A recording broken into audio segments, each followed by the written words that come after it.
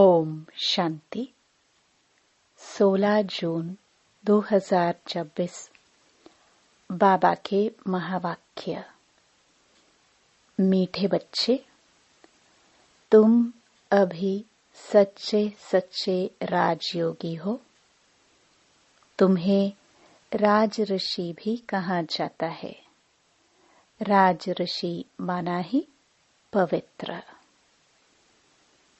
प्रश्न: तुम बच्चे मनुष्यों को माया रूपी रावण की दलदल से कब निकाल सकेंगे? उत्तर: जब तुम खुद उस दलदल से निकले हुए होंगे। दलदल से निकलने वालों की निशानी है इच्छा मात्रम अविद्या।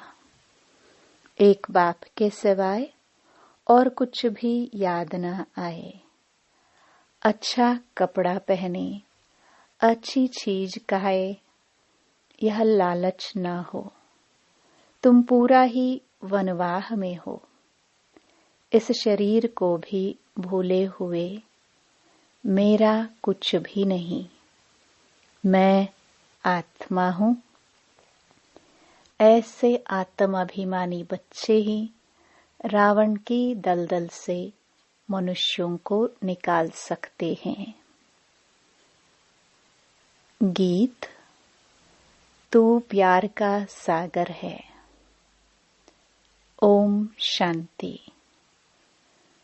कोई समय गीत जब बजाया जाता था तो बच्चों से गीत का अर्थ भी पूछते थे। अब बताओ, तुम कब से राह भूले हो? कोई ने कहा द्वापर से, कोई ने कहा सतयुग से। जो कहते हैं द्वापर से भूले हैं वे रॉन्ग है। सतयुग से राह भूले हैं। राह बताने वाला तो अभी तुमको मिला है। सतयुग में राह बताने वाले को नहीं जानते हैं। वहां कोई बाप को जानते ही नहीं। गोया भूले हुए हैं। भूलना भी ड्रामा में नूंद है। फिर अभी राह बताने आए हैं। कहते हैं ना, प्रभु राह बताओ। हम सतयुग से लेकर बाप को भूले हैं। बाबा प्रश्न पूछते हैं बुद्धि चलाने लिए। यह ज्ञान ही निराला है ना। ज्ञान का सागर बाप ही है। बाप सम्मुख समझाते हैं। ज्ञान का सागर, सुख का सागर मैं ही हूँ।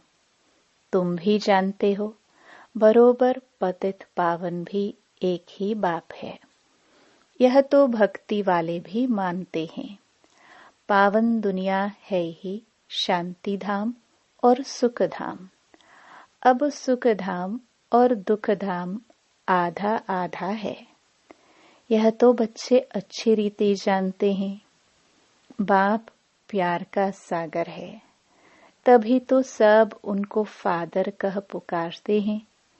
परंतु वह कौन है, कैसे आते हैं, यह भूल जाते हैं। 5000 वर्ष की बात है।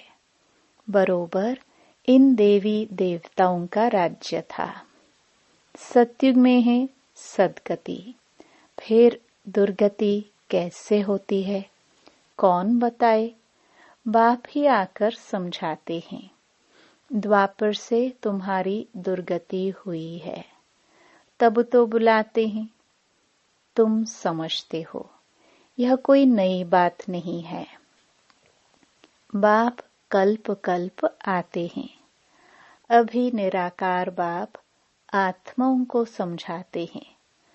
कोई भी अपनी आत्मा को नहीं जानते। ऐसे कभी कोई नहीं बताएंगे कि हमारी आत्मा में सारा पाठ भरा हुआ है। कभी नहीं कहेंगे कि मैं अनेक बार यह बना हूँ, पाठ बजाया है। ड्रामा को वह जानते ही नहीं। करके लाखों हजार वर्ष कहे, फिर भी ड्रामा तो है ना। ड्रामा रिपीट होता है। यह तो कहेंगे ना, यह ज्ञान बाप ही बच्चों को सम्मुख देते हैं, मुख से बात कर रहे हैं। तुम जानते हो, हमको शिव बाबा ने ब्रह्मा द्वारा अपना बनाए ब्राह्मण बनाया है। शिव बाबा का यह बच्चा भी है, वन्नी स्त्री भी है। देखो कितने बच्चों की संभाल की जाती है। अकेला मेल होने के कारण सरस्वती को मददगार बनाया है कि बच्चों को संभालो। यह बातें शास्त्रों में नहीं है, यह है प्रैक्टिकल। बाप ही राजयोग सिखाते हैं। जिनको राजयोग सिखाया वह राजाए बने, 84 जन्मों में आए। बाइबल, कुरान, वेद शास्त्र आदि पढ़ते तो बहुत हैं, परंतु समझते कुछ भी नहीं है। अभी तुम कोई तत्व योगी नहीं हो। तुम्हारा तो बाप से योग है, अर्थात बाप की याद है।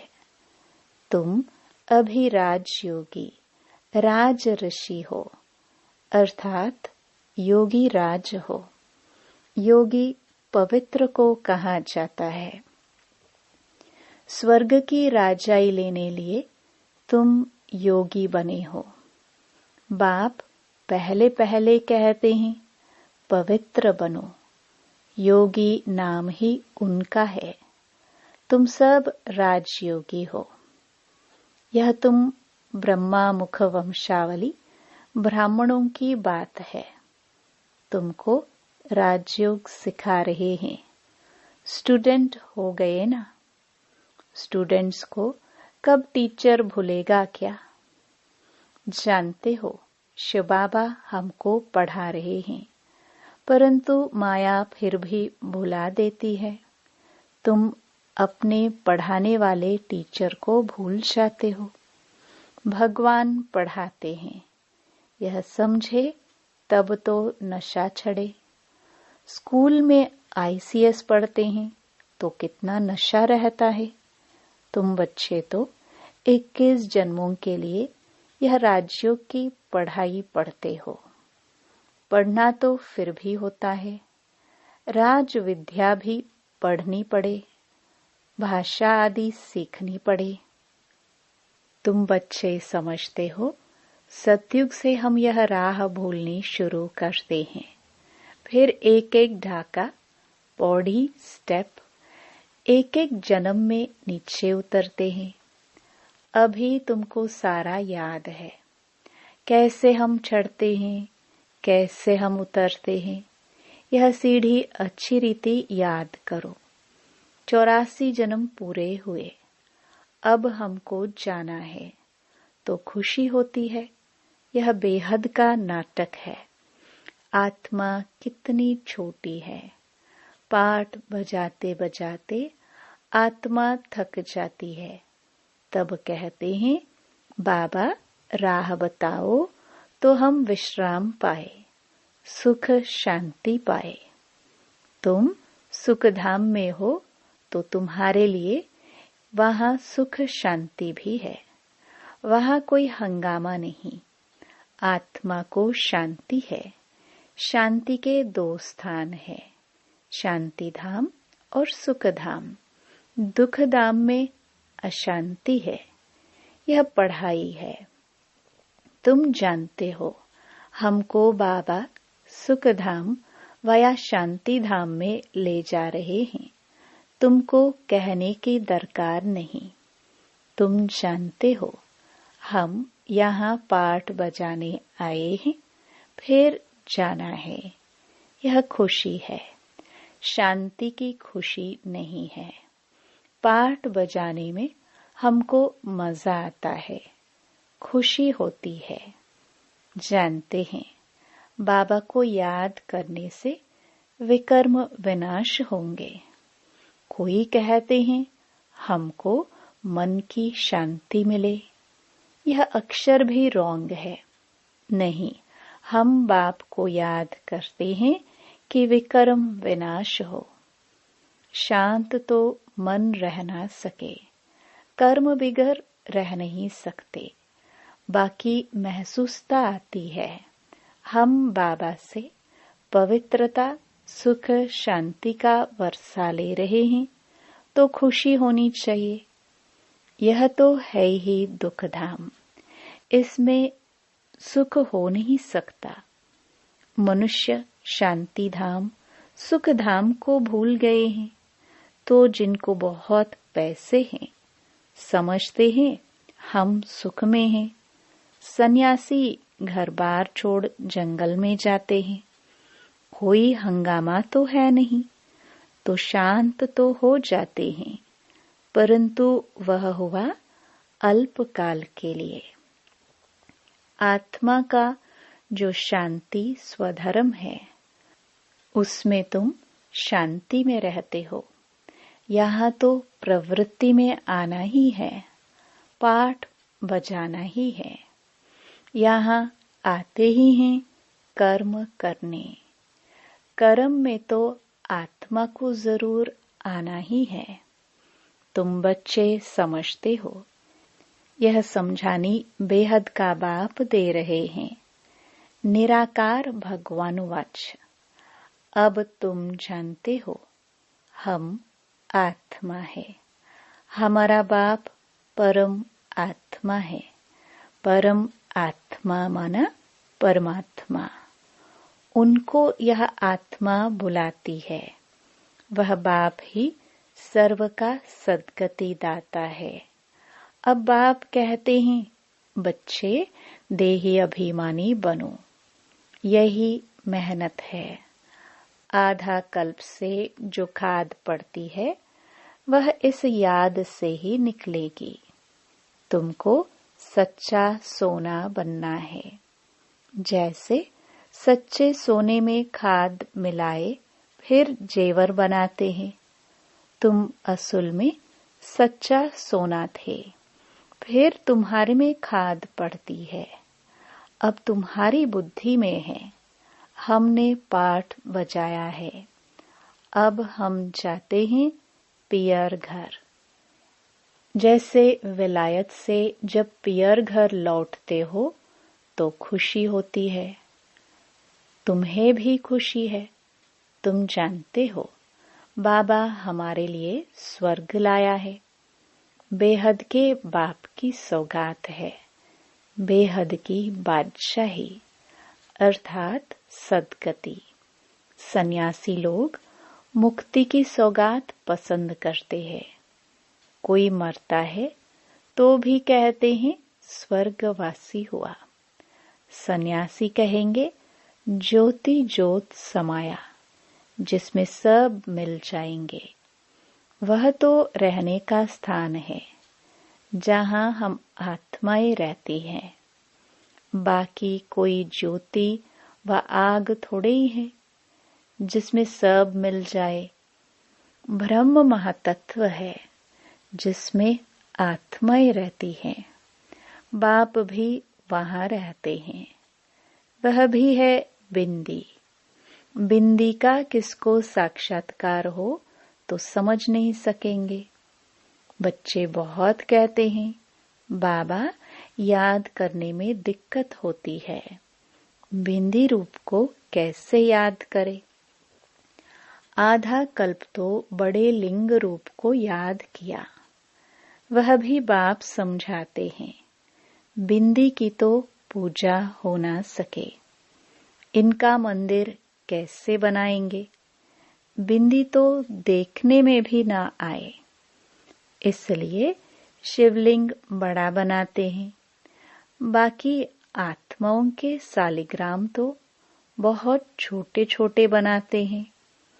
अंडे मिसल बनाते हैं। कहेंगे पहले यह क्यों नहीं बताया? परमात्मा बिंदी मिसल है। बाप कहते हैं उस समय यह बताने का पाठ ही नहीं था। अरे तुम ICS शुरू से क्यों नहीं पढ़ते हो? पढ़ाई के भी कायदे हैं ना। कोई ऐसी बात पूछे तो तुम कह सकते हो, अच्छा बाबा से पूछते हैं, वह हमारे से बड़ी टीचर है, उनसे लिखकर पूछते हैं।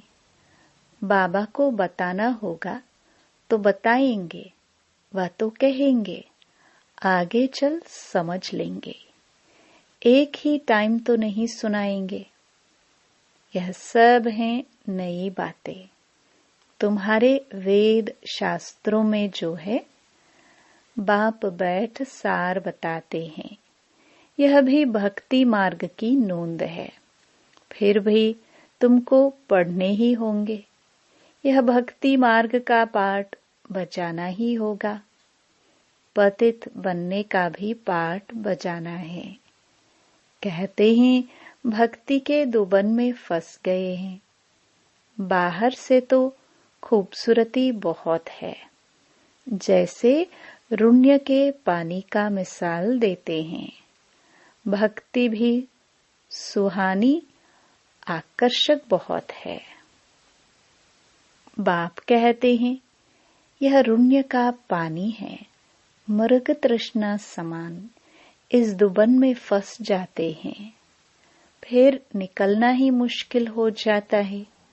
एकदम फंस पड़ते हैं, जाते हैं औरों को निकालने, फिर खुद ही फंस पड़ते हैं। ऐसे बहुत फंस पड़े। आश्चर्यवत सुनंती कथनती औरों को निकालवंती, चलते चलते फिर खुद फंस पड़ते हैं। कितने अच्छे अच्छे फर्स्ट क्लास थे, फिर उनको निकलना बड़ा मुश्किल हो जाता है। बाप को भूल जाते हैं तो दुबन से निकालने में कितनी मेहनत लगती है। कितना भी समझाओ बुद्धि में नहीं बैठता। अब तुम समझ सकते हो कि हम माया रूपी रावण की दलदल से कितना निकले हैं।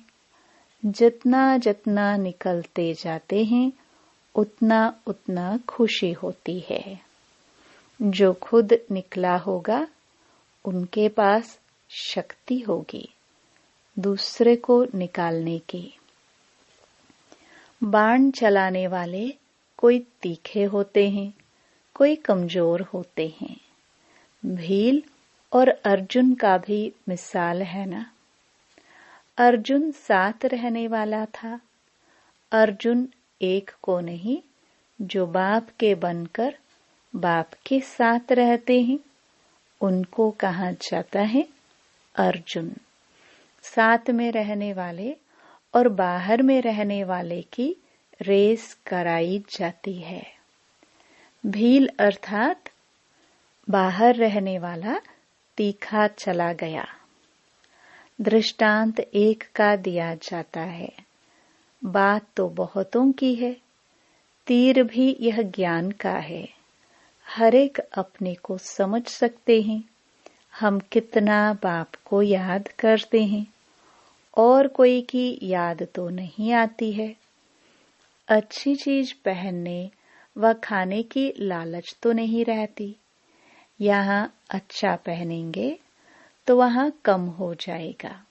हमको यहाँ तो वनवाह में रहना है। बाप कहते हैं, तुम अपने इस शरीर को भी भूल जाओ।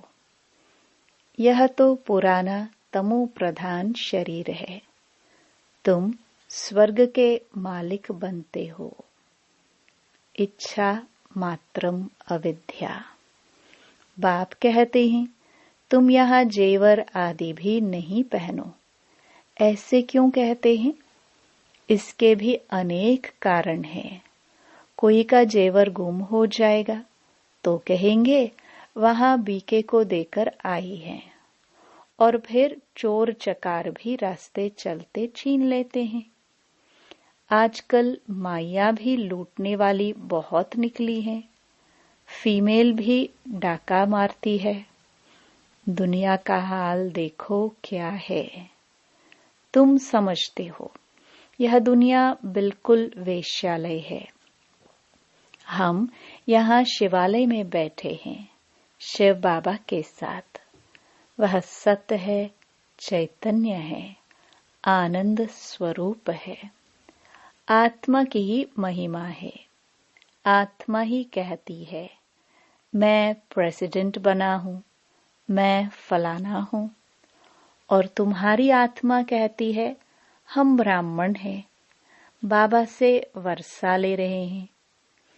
आत्म अभिमानी में रहना है, इसमें ही मेहनत है। यह मेरा फलाना है, यह मेरा है, यह याद रहता है। हम आत्मा भाई भाई है, यह भूल जाते हैं। यहाँ मेरा मेरा छोड़ना पड़ता है। मैं आत्मा हूँ, इनकी आत्मा भी जानती है। बाप समझा रहे हैं, मैं भी सुनता रहता हूँ। पहले मैं सुनता हूँ, भल मैं भी सुना सकता हूँ, परंतु बच्चों के कल्याण अर्थ कहता हूँ। तुम सदा समझो कि शिव बाबा समझाते हैं। विचार सागर मंथन करना बच्चों का काम है। जैसे तुम करते हो वैसे मैं भी करता हूँ, नहीं तो पहले नंबर में कैसे जाएंगे। लेकिन अपने को गुप्त रखते हैं। अच्छा, मीठे मीठे सिखिलदे बच्चों प्रति माता पिता बाप दादा का याद प्यार और गुड मॉर्निंग। रूहानी बाप की रूहानी बच्चों को नमस्ते। धारणा के लिए मुख्य सार। पहला, मेरा मेरा सब छोड़ अपने को आत्मा समझना है। आत्म अभिमानी रहने की मेहनत करनी है। यहाँ बिल्कुल वनवाह में रहना है। कोई भी पहनने खाने की इच्छा से इच्छा मात्रम अविद्या बनना है। दूसरा, पाठ बजाते हुए कर्म करते अपने शांति स्वधर्म में स्थित रहना है। शांति धाम और सुख धाम को याद करना है। इस दुख धाम को भूल जाना है।